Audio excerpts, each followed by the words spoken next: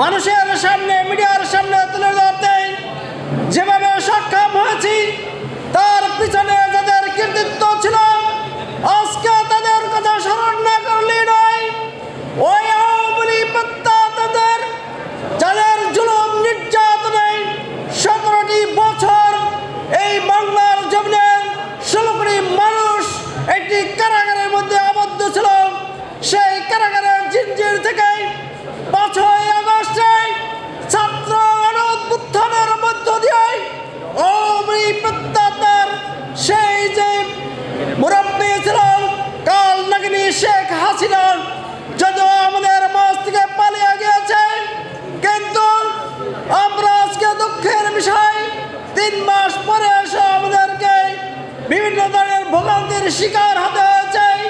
ওই আওয়ামী লীগ সেই শেখ হাসিনা মাত্র একজন ব্যক্তি পালিয়ে গেল, 17 বছরে সে আওয়ামী লীগের গুন্ডা বাহিনী যারা বিভিন্ন প্রশাসনের বিভিন্ন পর্যায়ে, বিভিন্ন ব্যবসা প্রতিষ্ঠানে, বিভিন্ন জায়গায় যারা যেখানে নিয়োজিত ছিল, আজকে দেশকে অস্থিতিশীল করার জন্য তারা কোনো সময় এক বেশে এই জাতির উপরে বিভিন্ন সময় হুঙ্কার দেওয়ার মধ্য দিয়ে, মিছিল মিটিংয়ের মধ্য দিয়ে তারা কখনো এক সময় সচিবালয় ঘেরাওর নামে, অন্য সময় গার্মেন্টস শ্রমিকদেরকে অস্থিতিশীল করার মধ্য দিয়ে, বিভিন্ন ব্যবসা প্রতিষ্ঠানে হামলা চালানোর মধ্য দিয়ে আজকে এই সরকারকে পথ চলাকে তারা বন্ধ করে দিতে চায়।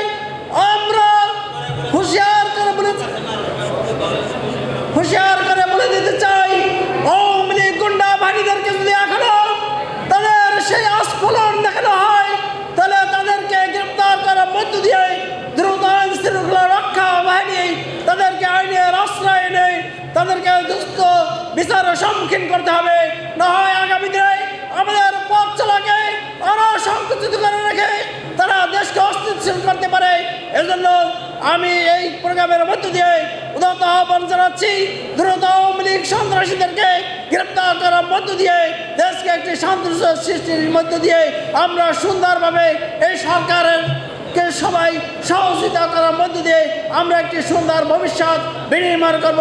এই কথা বলে আমার সংক্ষিপ্ত বক্তব্য এখানে শেষ করছি। সবাইকে ধন্যবাদ। আসসালামু আলাইকুম।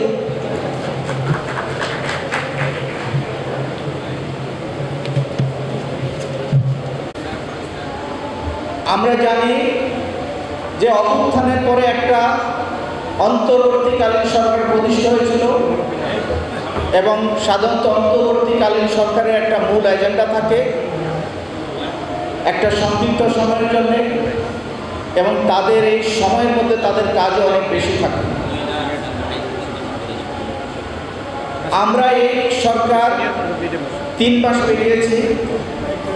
এই 3 মাসে আমাদের কি প্রত্যাশা ছিল, জনগণের কি প্রত্যাশা ছিল, এবং এই 3 মাসে তাদের কি দায়িত্ব ছিল, এবং তারা কি অ্যাচিভ করতে পেরেছে, এবং আমাদের কি প্রত্যাশা এখনো বাকি আছে, সেটা নিয়ে আজকের আলোচনা সভা।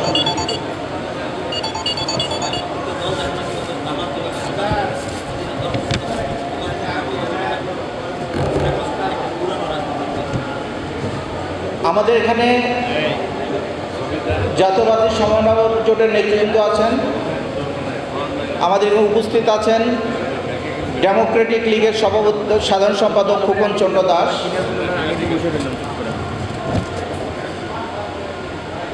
অনুষ্ঠানের সভাপতিত্ব করছেন KM আবু তাহের, সভাপতি ন্যাশনাল ডেমোক্রেটিক পার্টি। এখানে উপস্থিত আছেন জাতীয়তাবাদী সমন্বয় দলের নেতৃবৃন্দ,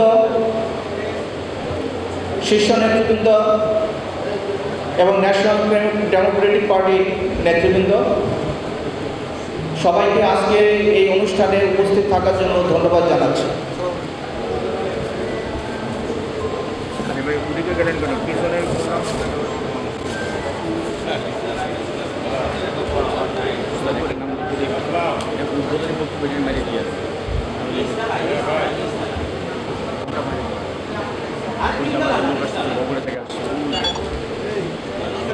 আসেন আসেন এই যে এদিকে আসেন, হ্যাঁ আসেন আসেন আসেন, ঢুকেন ঢুকেন, বগুড়া থেকে নিয়ে হ্যাঁ আসেন আসেন আসেন।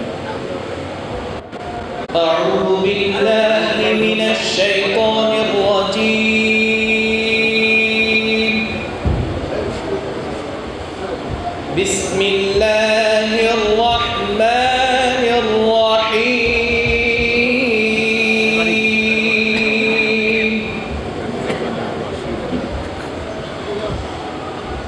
يا أيها الذين آمنوا استعينوا بالصبر والصلاة إن الله مع الصابرين ولا تقولوا لمن يقتل في سبيل الله أموات بل أحياء ولكن لا تشعرون ولنبلونكم بشيء من الخوف والجوع ونقص من الأموال والأنفس والثمرات وبشر الصابرين